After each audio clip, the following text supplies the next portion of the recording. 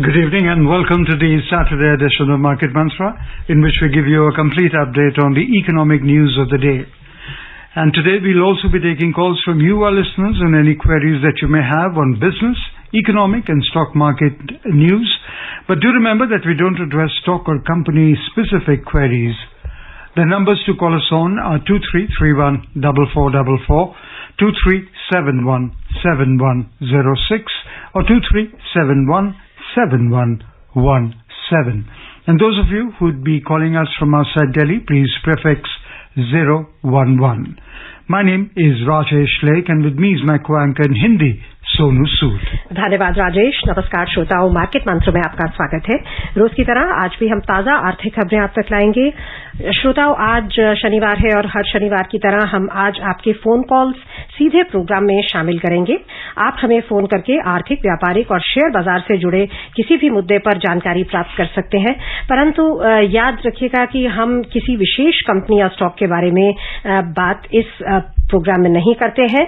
हमें कॉल करने के लिए 3 नंबर हैं, 23314444, 23717106 और तीसरा नंबर है 23717117। दिल्ली से बाहर के श्रोता इन नंबरों से पहले 011 भी डायल करें। आपके सवालों के जवाब देने के लिए आज स्टूडियो में आमंत्रित है वरिष्ठ आर्थिक विशेषज्ञ शरद कोहली। शरद जी नमस्कार, मार्केट मंत्र में आपका स्वागत है। वार्म वेलकम शरद। नमस्कार सोनू, नमस्कार राजेश और सभी श्रोताओं को मेरा अभिनंदन। और अब सबसे पहले हेडलाइंस के साथ है राजेश लेख। Finance Minister Nirmala Sitharaman says the principle of the government's disinvestment program is to make companies more efficient and professionally driven. Commerce and Industry Minister Piyush Goyal to head the Indian delegation at the WTO Ministerial Conference beginning tomorrow. And on Wall Street, the Dow declined 2.7% on rise in consumer price data. वित्त मंत्री निर्मला सीतारामन ने कहा कि सरकार के विनिवेश कार्यक्रम का सिद्धांत है कंपनियों की कारगरता को बढ़ाना और उनमें अधिक व्यावसायिकता विकसित करना। वाणिज्य और उद्योग मंत्री पीयूष गोयल ने कल शुरू होने वाले WTO के मंत्री स्तरीय सम्मेलन में भारतीय शिष्टमंडल का नेतृत्व करेंगे और अमेरिका में उपभोक्ता मूल्यों के आंकड़ों में वृद्धि के बाद वॉल स्ट्रीट में डाउ सूचकांक 2.7% की गिरावट में रहा।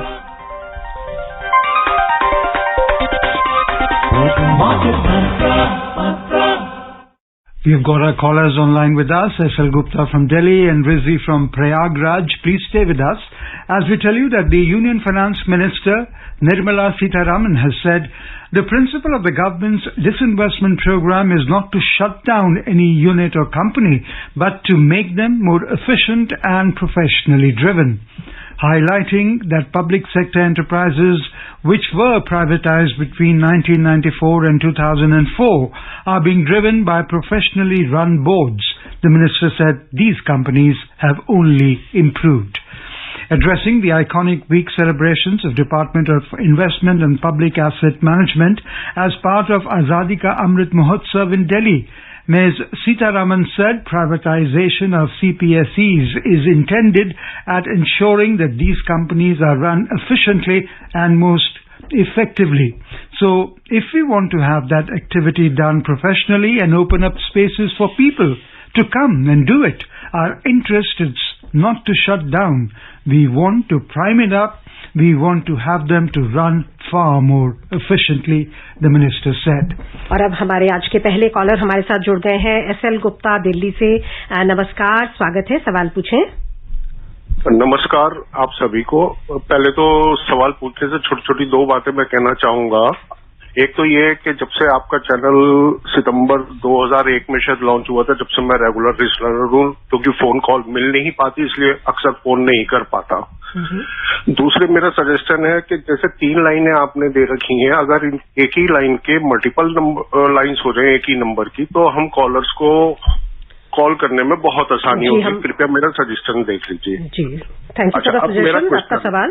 हाँ, मेरा क्वेश्चन बहुत अच्छा लगता है जब छोटी छोटी बातें आर्थिक विशेषज्ञों से पता लगती है। कल ही शायद पुनीत जैन साहब आए थे, उन्होंने एक बात बताई कि अमेरिका के साथ हमारा ट्रेड सरप्लस चल रहा है।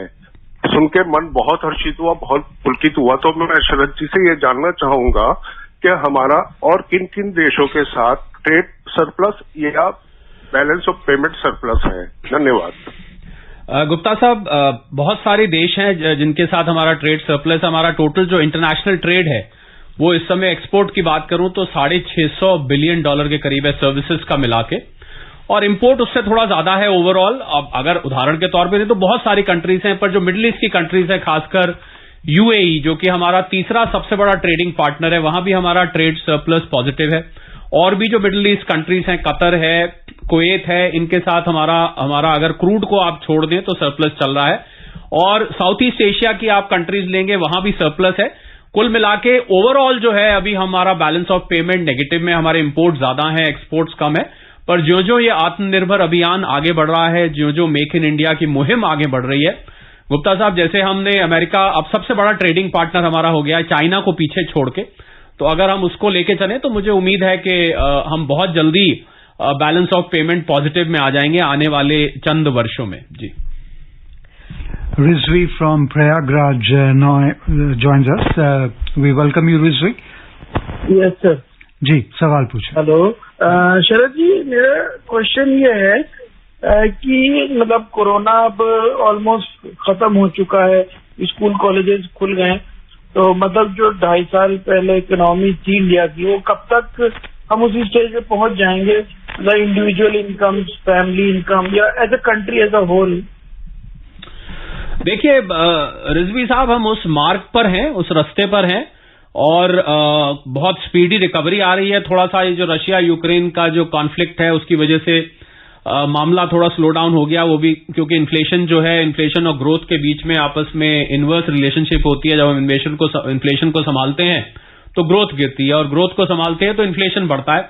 तो ये थोड़ा सा एक कॉन्ट्रडिक्शन है। तो मुझे उम्मीद है जैसे ही इन्फ्लेशन आपको सेटल डाउन होता दिखेगा तो देश की अर्थव्यवस्था पहले ही बहुत अच्छी रफ्तार से ग्रो कर रही है। मुझे लग रहा है कि अगर सारा कुछ निर्भर करेगा, डिपेंड करेगा रिजवी साहब रशिया यूक्रेन क्राइसिस पे, क्योंकि वहीं से अंग्रेजी में शब्द होता है एमिनेट हुआ है, सब कुछ वहीं से निकल के आ रहा है। अगर वो क्राइसिस जल्दी शांत हो जाती है तो बहुत तेजी से आपको बढ़ती दिखेगी। पर उसके बावजूद भी हम दुनिया की आज भी सबसे तेजी से उभरने वाली अर्थव्यवस्थाओं में से हैं। तो मुझे उम्मीद है कि बहुत जल्दी हम प्री कोविड लेवल को, बहुत सारे सेक्टर्स में तो हम प्री कोविड लेवल को क्रॉस कर गए। आप ऑटो सेल्स देखें और भी बहुत सारी चीजें हैं। पर ओवरऑल कुल मिला के अगर कुछ लोग अभी भी प्रभावित हैं कोविड के उससे, लॉकडाउन की असर अभी भी है, धीरे धीरे उसमें से निकल रहे हैं, तो मुझे उम्मीद है कि आने वाले साल 2 साल में सब्जेक्ट टू ये कॉन्फ्लिक्ट बढ़ना नहीं चाहिए। जी। साहिबाबाद से अमित है हमारे अगले कॉलर। अमित जी नमस्कार, सवाल पूछिए। हाँ जी, मार्केट मंत्री टीम को नमस्कार और कोहली साहब को नमस्कार। नमस्कार। सर, क्वेश्चन ये है कि मेरी मतलब सीनियर सिटीजन है और उनका मैंने अभी ना इनकम टैक्स रिटर्न फाइल किया था जी, तो उसमें रिफंड आ गया था उसमें जी। तो प्रॉब्लम ये है कि आईटी डिपार्टमेंट कह रहा है कि रिफंड तो इश्यू कर दिया हमने जी, बट लेकिन अभी मैंने ऑनलाइन चेक किया वो रिफंड आया नहीं है, क्योंकि रीजन ये है कि अकाउंट जो बैंक अकाउंट होता है जी, वो वैलिडेट नहीं हुआ था। ओहो। बट अब वो वैलिडेशन मैंने रीवैलिडेशन को मैं दोबारा ट्रिगर कर दिया था, तो वो अब हुआ है वैलिडेशन जी। तो उसको मतलब जनवरी में तो उन्होंने इश्यू कर दिया था, लेकिन अब जैसे अब जून चल रहा तो अब जाके मैंने उसको रिवैलिडेट किया था तो वो हो गया सक्सेसफुल। तो लेकिन अभी अमाउंट नहीं आया, तो उसके लिए क्या करना पड़ेगा? अमाउंट मेरे मतलब अकाउंट में आ गया। चलिए अमित, आपको मैं बहुत सटीक तरीका बता देता हूं क्योंकि आपकी समस्या बहुत स्पेसिफिक है। तो एक आप पोर्टल पे अपने लॉगिन करेंगे, वहां पर एक रिफंड री इश्यू रिक्वेस्ट का ऑप्शन आता है। आपने कुछ नहीं करना, उस रिफंड री इश्यू रिक्वेस्ट में अपना केस डाल दीजिए, क्योंकि आपका रिफंड ऑलरेडी प्रोसेस हो चुका है। बैंक वैलिडेट, बहुत सारे करदाताओं को दिक्कत आती है, उनका बैंक अकाउंट वैलिडेट नहीं होता, वो रिफंड नहीं आ पाता। तो आप रिफंड रीवैलिडेशन री इश्यू रिक्वेस्ट में डालिए। फिर भी नहीं आता तो एक ई निवारण का भी फैसिलिटी है, पर मुझे नहीं लग रहा आपको ई निवारण पर जाना पड़ेगा, इसी से काम बन जाएगा और बहुत जल्द रिफंड आ जाएगा। Amit ji. Hasmukh now joins us from Mumbai. We welcome you. Yeah, first of all, good evening, Market Mantra. Good evening. My question to Kohli sir is that ji, we are sitting on the pile of $600 billion, ji, and the government has taken, I think, enough steps to control the supply side concern of inflation. Then is it not the right time to look for the growth rather than compromising the growth and increasing the interest rate and stopping our growth and just running after the wrong side of inflation? Thanks. Hasmukh ji, it's a very interesting question, and a question where people who understand a little bit of economics, I'm sure it comes to their mind.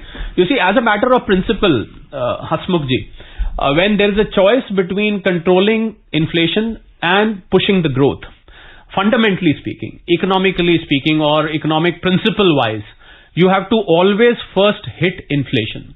Growth becomes secondary, inflation becomes primary. You must have heard the RBI statement also. They have very categorically said, the MPC, that we have to fight inflation first. तो जब growth और inflation के बीच में आपके पास choice होता है कि दोनों में से एक को, तो पहले आपको महंगाई को काबू करना होता है, then we move on to growth. We cannot, therefore, if inflation is 7.79%, CPI 15%, WPI, it is very alarming. You heard American inflation, a developed world, the world's biggest developed economy, 8.6% inflation. I'm sure it must be giving sleepless nights to the American Fed, the American government, and the American citizens as well. So I think first target has to be inflation. Once inflation is tamed, which I hope it will be in the next 2-3 quarters, then we focus on growth, because it may not be hitting you as a middle class or upper middle class or lower middle class person, but if you go to the poorer section of the country, of the society, you find that they are very badly hit by inflation. For them, growth comes later, but inflation comes first, because their house budgets, their household budgets, they go completely haywire. I'm glad that somebody in the country is wanting to ignore inflation and focus on growth, but the principle says we have to first control inflation. Otherwise, the growth will further fuel inflation, which will lead to a situation which is very, very dangerous. Yeah. So is aggressive series of interest rate hikes necessary for controlling inflation? It's a very tricky situation, Rajesh, and you've asked a very, I would say, a tricky question here, because normally interest rate hike is a tool which is used in demand push inflation. Well, this inflation is cost push. So there's a difference between demand pull and cost push. So as far as RBI is concerned, the hike in interest rates, aggressive, or Fed is concerned, in America, of course, there is demand pull also. People are spending a lot out of the big push, big liquidity which was infused. So therefore, I personally feel as an economist that the interest hike will have a partial effect in taming the inflation. The other measures, and maybe the inflationary expectations also will be. Expectation is very indicative also, and the other fiscal measures being taken by the government. I think RBI in tandem with the government both will be able to control inflation, but it will have a partial effect. Nand Gopal ji Delhi से काफी देर से wait कर रहे हैं. आपका बहुत बहुत स्वागत है. सवाल पूछिए. नमस्कार सर जी को. नमस्कार. मेरा एक क्वेश्चन है कि एक सेमिनार में मैंने फॉरेन इंस्टीट्यूशनल इन्वेस्टर से ऐसी बात में पूछा, तो उन्होंने कहा कि जब भी हम किसी कंपनी में इन्वेस्ट करते हैं जी, तो गवर्नमेंट की पॉलिसी के अलावा कंपनी के मैनेजमेंट से ही पहले बात करते हैं, उसके बाद इन्वेस्ट करते हैं जी. कि क्या पॉलिसी है, कब हमें एग्जिट आप अलाउ करेंगे, इस तरह से. तो मेरे ख्याल से जब भी एफआई आते हैं तो 30-40% से ज्यादा प्रॉफिट कमा के और आउट हो जाते हैं. बाकी जो है कोई ना कोई लोग इंडियन लॉस में रहते हैं, कुछ प्रॉफिट में रहते हैं. Thank you. ये तो ये नंद गोपाल जी, ये तो टिप्पणी थी, ये सवाल नहीं था. तो मैं आपको इसमें सिर्फ मैं जोड़ देता हूं, क्योंकि सवाल कुछ नहीं पूछा तो मेरा कुछ जवाब देना इसमें बनता नहीं है. आपको हैरानी होगी, और मेरे ख्याल सभी मार्केट मंत्रा के श्रोता इस बात को सुनना चाहेंगे, इस डेटा को, कि 1 जनवरी से लेकर और 10 जून तक 2,44,000 करोड़ के FIIs यहां पर माल बेच चुके हैं. पिछले पूरे साल में उन्होंने 92,000 करोड़ का बेचा. सिर्फ इस 10 जून तक वो 2,44,000 का. ऐसा नहीं है नंद गोपाल जी वो 30-40%, आपने कोई उनकी जेब तो देखी नहीं, वो कितना कमा के जा रहे हैं. कोई तो घाटे में भी बेच के जाता है. मैं आपकी जानकारी के लिए बता दूं, ऐसा नहीं है कि सभी 30-40% बेच के जाते हैं. उनके हाथ में कोई जादू की छड़ी नहीं है. हमारे DIIs भी अच्छा खासा कमा के जाते हैं, ऐसी बात नहीं है. हमें अपने आप को डिमीन नहीं करना चाहिए, और हमने तो उल्टा संभाला हुआ है मार्केट को. हमारे जो देसी बॉयज हैं उन्होंने मार्केट को संभाला हुआ है, और नहीं तो आज ये मार्केट कहाँ की गिर गई होती. जी. From Khajuraho, we're joined in by Jitendra. We welcome you, Jitendra. Please ask your question. नमस्ते. नमस्ते सर को भी नमस्ते. नमस्ते जी. सर 2 क्वेश्चन है. पहला क्वेश्चन है कि हिंदू ग्रोथ रेट क्या होती है, क्या कंसेप्ट है, और दूसरा स्वेप्ट करेंसी क्या है. Thank you. दूसरा क्या पूछा है मैंने? Crypto currency. शायद क्रिप्टो करेंसी क्या होती है? हिंदू ग्रोथ रेट, जितेंद्र जी, क्या होता है हिंदू ग्रोथ रेट? जो हिंदूज हैं उनका जो ग्रोथ रेट होता है उसको हिंदू ग्रोथ रेट. मैं बहुत ज्यादा हमारा प्रोग्राम भी बहुत सेक्युलर है, और हम तो भारतीय ग्रोथ रेट की, आप मेरे से पूछे तो मैं बताऊंगा, मैं हिंदू ग्रोथ रेट या मुस्लिम ग्रोथ रेट या सिख ग्रोथ रेट की हम यहाँ पर मैं थोड़ा अवॉइड करता हूं। अगर मुझे मालूम भी होगा तो मैं थोड़ा इस पे ज्यादा टिप्पणी नहीं करूंगा। क्रिप्टो करेंसी तो अगर आपने दूसरा क्रिप्टो पूछा है तो वो क्रिप्टो करेंसी एक डिजिटल करेंसी होती है जो कि ऑनलाइन जिसकी ट्रेडिंग की जाती है ऐप्स के जरिए, एक ब्लॉकचेन टेक्नोलॉजी पे आधारित होती है और इसके बारे में बहुत चर्चा होती रहती है। जितेंद्र जी, मार्केट मंत्रा में आप तो बड़े रेगुलर श्रोता हैं, मुझे हैरानी होगी अगर आपने कभी क्रिप्टो करेंसी का मार्केट मंत्रा में जिक्र नहीं सुना। कुछ स्पेसिफिक क्रिप्टो करेंसी के बारे में पूछना चाहते हैं तो वो आप अगली बार जरूर पूछेंगे। जनरल डिस्कशन तो फिर बहुत लंबा हो जाएगा, बहुत सारे श्रोता मैं देख रहा हूं लाइन में लगे हुए हैं। जी, योगेंद्र जी है दिल्ली से अगले श्रोता, आपका स्वागत है, सवाल पूछिए। हेलो जी, अपना आपसे रिक्वेस्ट है कि जो रेडियो सेट है उसकी वॉल्यूम हल्की कर दीजिए, उसकी एको आ रही है। हेलो, हाँ जी, सवाल पूछिए। साहब नमस्कार। नमस्कार योगेंद्र जी। सर मैं सीनियर सिटीजन हूँ, 87 साल मेरी उम्र है। बिल्कुल सर, आपको चरणों में प्रणाम। नहीं सर, मैं तो आपको सुनकर रोज सुनता हूँ। बताइए सर। अब सर कॉर्पोरेशन से मैं रिटायर्ड हूँ, 29 साल हो गए जी। अब तो सेंट्रल गवर्नमेंट के अंदर चली गई, अब भी हमारी तनख्वाह 3-3 महीने की एरियर को छोड़ दो, पेमेंट नहीं हो रही जी। इसका कोई रास्ता निकालो सर। ये सेंट्रल गवर्नमेंट से रिटायर्ड है। देखिए, सेंट्रल गवर्नमेंट की वैसे जनरली तनख्वाह हमने डिफॉल्ट होते बहुत कम सुनने में आती है। हो सकता है योगेंद्र जी आप जिस डिपार्टमेंट से आप एफिलिएटेड थे और जिस बैंक के माध्यम से आपकी पेंशन आती है, मैं आपको सलाह दूंगा आप उस बैंक को संपर्क करें। मुझे लग रहा है कहीं प्रोसीजरल डिले है, क्योंकि मैंने ऐसा सुना नहीं कि सेंट्रल गवर्नमेंट सर्टिफिकेट वगैरह, हाँ, कई बार कोई life certificate, age certificate, health certificate वो सब देना होता है। तो आप एक दफे अपने बैंकर से चेक करिए, हो सकता है बैंक के सिस्टम में कहीं कोई प्रोसीजरल डेडलॉक हो या कोई वहां पर हिकअप हो जिसकी वजह से रुकता है। तो योगेंद्र जी, हम तो पूरी प्रार्थना करेंगे कि आपकी पेंशन टाइम से आए। आप एक बार बैंक को अप्रोच करिए, आप इतने वरिष्ठ हैं कि हमारी तो मेरी मदद करने मन कर रहा है कि मैं जाके खुद बैंक से बात करूं, पर ऐसा हो नहीं सकता। तो इसलिए आप बैंक के पास जाइए, अपने डिपार्टमेंट से संपर्क करिए और जब आपको मिल जाएगा तो हमें जरूर योगेंद्र जी एक बार बताइएगा, हमें खुशी होगी ये जानकर। SPS Jain from Noida joins us. We welcome you, Mr. Jain. हाँ, नमस्कार जी, शरद जी को भी नमस्कार। नमस्कार जैन साहब। मेरा सवाल शरद जी बहुत ही बेसिक है जी, और काफी दिनों से मुझे कंफ्यूज कर रहा है जी। जब भी हम कहीं बाजार में ट्रेड करते हैं, बिजनेस करते हैं, तो एक आदमी को फायदा होता है तो उसका दूसरे को नुकसान होता है। किसी की जेब से पैसा जाता है, दूसरे की जेब में जाता है जी। लेकिन जब मार्केट ओवरऑल गिरता है जी और जितने भी शेयर होल्डर को लॉस होता है, करोड़ों में लाखों में लॉस होता है, तो इसमें फायदा किसको होता है?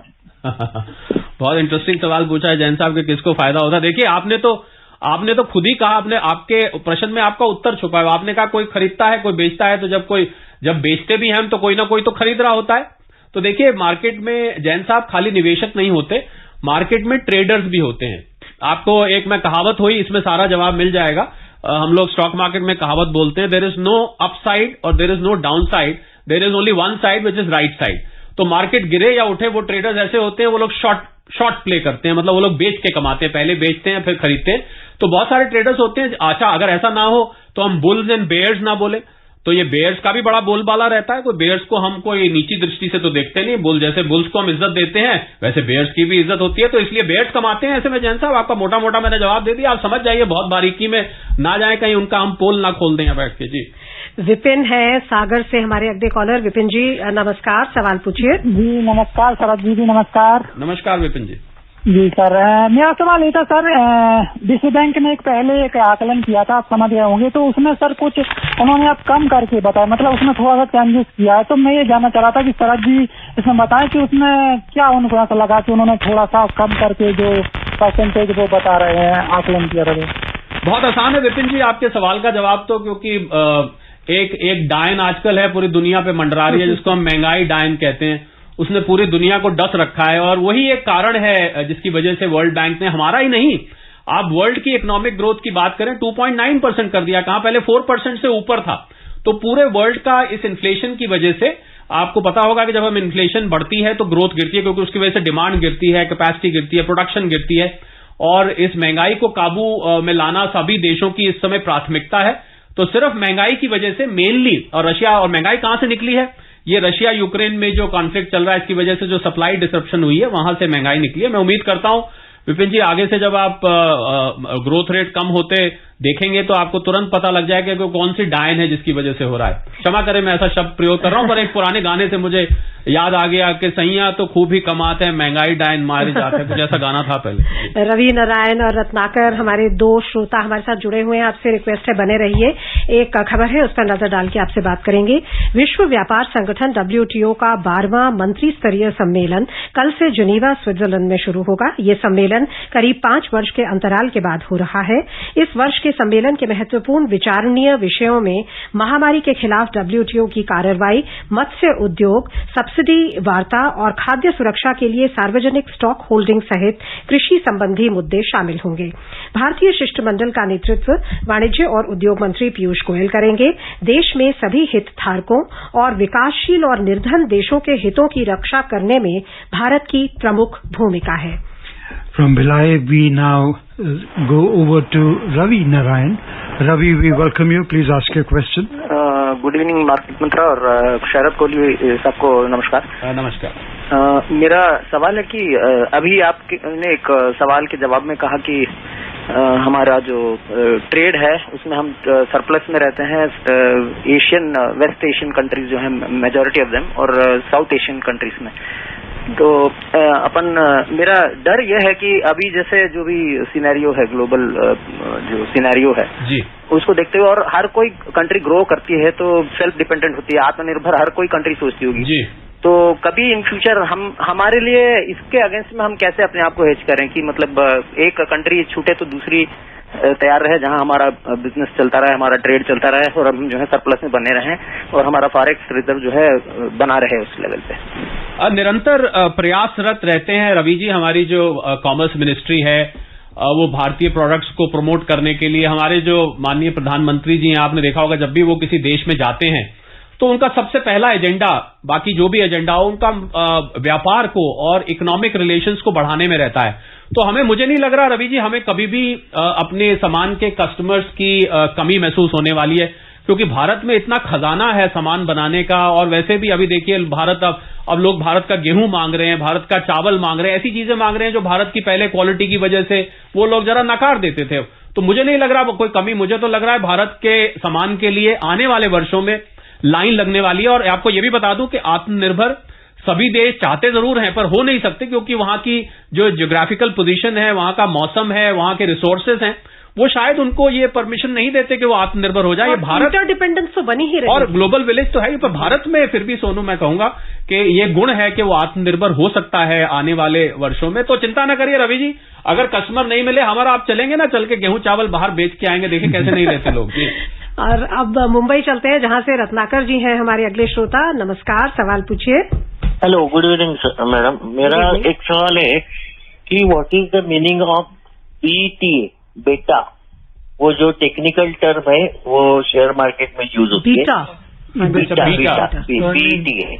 और दूसरा सवाल है कि अभी जो AIS इंट्रोड्यूस होने के बाद पहले लास्ट ईयर से हमारा सब कैलकुलेशन करके हमारा इनकम टैक्स रिटर्न आता था और उसमें खाली हमारा डिडक्शन भरा जाता था। तो अभी AIS होने के बाद भी ये ऐसा ही रहेगा कि हमें कैलकुलेशन करना पड़ेगा?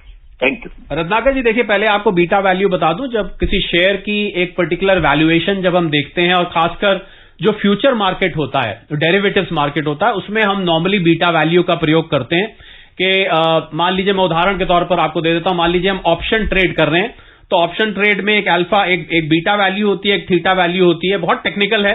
तो उसमें जो ऑप्शन की वॉल्यूम के बेसिस पे ट्रेडिंग होती है, उसमें कहीं बीटा वैल्यू छुपी होती है। तो कई बार जो इंट्रिंसिक वैल्यू होती है शेयर की, वो रह जाती है, बीटा वैल्यू हट जाती है। बेसिकली ट्रेडिंग वॉल्यूम्स पे और ट्रेडिंग नंबर ऑफ कितने ट्रेड्स खड़े हैं, इस पे बीटा वैल्यू डिटरमिन की जाती है। थोड़ा सा टेक्निकल है, एग्जाम्पल लेके ज्यादा अच्छा समझ में आता है, क्योंकि समय कम होता है। आप दोबारा पूछिएगा, फिर उसको धीरे धीरे करके मैं आप तक लाऊंगा। दूसरा इन्होंने एक और पूछा था AIS में। जी हाँ, AIS में रत्नाकर जी आने वाले समय में वो कैलकुलेशन आपको ऑटोमेटिक दिखने लग जाएगी। फिलहाल इस साल की रिटर्न के लिए मैं आपको सलाह दूंगा, आप 26AS का सहारा लें, जो कैलकुलेशन करते हैं उसको एक बार चेक करें। AIS एक इवॉल्विंग मैकेनिज्म है, धीरे धीरे करके AIS ऑटोमेटिक होता जा रहा है। एक समय ऐसे आएगा जब पूरी की पूरी रिटर्न आपको वहां पर ऑटोमेटिकली भरी हुई दिखाई देने लगेगी और 1-2 साल के अंदर। जी Anil from Ghaziabad and Narottam from Mumbai stay with us as we tell you that on Wall Street, key indices fell sharply yesterday to post the biggest weekly percentage decline since January as a steeper than expected rise in US consumer prices in May fueled fears of more aggressive interest rate hikes by the Federal Reserve. So the Dow Jones Industrial Average slipped 880 points or 2.7% to end at 31,393. The S&P 500 declined 117 points or 2.9% to 3,901 and the Nasdaq Composite dropped 414 points or 3.5% to 11,340. Anil ji हैं गाजियाबाद से हमारे साथ। नमस्कार, स्वागत है, सवाल पूछें। Good evening sir. Sir, I will become senior citizen in December. My query is this कि I have an LIC policy जो कि 2026 में मैच्योर हो रही है, उसका अमाउंट आएगा 15 लाख और FD से मेरे पे अराउंड 15 लाख और मेरा PPF अकाउंट है। बट मेरे दोनों बेटे एक डीप यूनिवर्सिटी अमेरिका और एक टोरंटो यूनिवर्सिटी में इसी साल हायर एजुकेशन में जा रहे हैं एंड आई नीड 20 लाख। तो सर मेरी प्रेफरेंस किस में रहनी चाहिए? LIC से पहले मैं लूं तो मुझे मैच्योरिटी अमाउंट का सिर्फ 9 लाख लोन मिलता है, या FD से लूं तो मुझे अराउंड FD से भी 9 लाख निकाल सकता हूं मैं, या मैं अपने PPF से निकालूं? What should be my priority to arrange 18 या 20 लाख? अनिल जी देखिए, मेरे अगर मैं आपकी जगह होता तो मैं थोड़ा थोड़ा तीनों इंस्ट्रूमेंट्स में स्प्रेड कर देता लोन लेने के लिए, कुछ PPF में, कुछ LIC से, कुछ FD के अगेंस्ट। तो उसमें आपको सब देखिए सारे में प्लस पॉइंट्स भी हैं, थोड़े माइनस पॉइंट्स भी हैं। FD आपको पता है प्लेज हो जाती है, PPF आपने रिटायरमेंट के लिए रखा होगा, वो अमाउंट थोड़ा सा लियन हो जाएगा, कम हो जाएगा। ऐसे ही आपके LIC जो मिलनी होगी, तो मैं सलाह दूंगा आप तीनों में इसको, अगर आपको 20 लाख चाहिए तो आप 6 लाख और 8 लाख तीनों में स्प्रेड करके लीजिए, आपको सबके फायदे नुकसान एक साथ मिलेंगे। जी Narottam from Mumbai is with us. Quickly ask your question, please. Good evening Sharad Kohli ji को नमस्कार। नमस्कार। मेरा क्वेश्चन ये है कि अगर कोई कंपनी अपना IPO निकाल के मार्केट में समझो 1000 रुपये से बेचा और उनका प्राइस अगर आज के तारीख में 500 हो जाए तो कंपनी बाईबैक करके मुनाफा कमा सकती है? नहीं, बाईबैक करके, बाईबैक की जो पूरी स्कीम होती है नरोत्तम जी, वो सेबी से अप्रूव्ड होनी चाहिए। उसके पीछे कारण होना चाहिए कि कंपनी अपना कैपिटल एक्सपैंड करना चाहती है। जी हाँ, कर सकती है। अगर वो वापस खरीद के क्या करेगी? अगर वो खरीदती है, अगर उसको लगता है कि वैल्यू ग्रो होनी है, तो ये तो फिर रिगिंग मानी जाएगी, जो कि अलाउड नहीं होता। सेबी उसको पकड़ लेता। अगर इसी इंटेंशन से कर रहे हैं तो वो पकड़े जाएंगे। बाकी विस्तार से आप फिर पूछेगा, इसका समय कम है, आपको मैं और डिटेल में बताऊंगा कि इसके पीछे क्या पूरा की पूरी कहानी होती है। जी शरद जी, आने वाले सप्ताह के लिए सेंसेक्स की क्या आउटलुक दिखाई देती है आपको, कंसिडरिंग कि US फेड की पॉलिसी भी आने वाली है? जी हाँ, फेड की पॉलिसी आने वाली है और फ्राइडे हमारे बाजार बंद होने के बाद धमाकेदार न्यूज अमेरिका से आई 8.6%। तो मुझे लग रहा है बाजार शायद नीचे खुले मंडे को, अनलेस की कोई वीकेंड पे चमत्कार हो जाए तो बात अलग है। बाकी मुझे लग रहा है वॉलेटिलिटी अभी भी वो शब्द है जो कि मार्केट में बना रहेगा और उथल पुथल ये जो मार्केट में हो रही है, मुझे मेरा सीधा मानना है सोनू, और मैं निरंतर कहता हूं जब तक ये कॉन्फ्लिक्ट शांत नहीं होगा, आपको कुछ ना कुछ उसमें से वहां से ऐसे रॉकेट भी निकलते लगते हैं जो कि फाइनेंशियल सेक्टर में से होके जाते हैं और वो किसी ना किसी, आप देखिए क्रूड ऑयल बहुत बड़ी चिंता है। मुझे लग रहा है क्रूड का शांत होना भी बहुत जरूरी है। बहुत बहुत धन्यवाद आपका शरद जी, आप आए और आपने हमारे श्रोताओं के सवालों के जवाब दिए, बहुमूल्य जानकारी दी। Thank you for being with us, Sharad. Thank you so much. And before we close the headlines once again, Finance Minister Nirmala Sitharaman says the principle of the government's disinvestment program is to make companies more efficient and professionally driven. Commerce and Industry Minister Piyush Goyal to head the Indian delegation at the WTO Ministerial Conference beginning tomorrow. And on Wall Street, the Dow declined 2.7% on rise in consumer price data. That's all we have in this edition of Market Mantra. Till tomorrow, goodbye.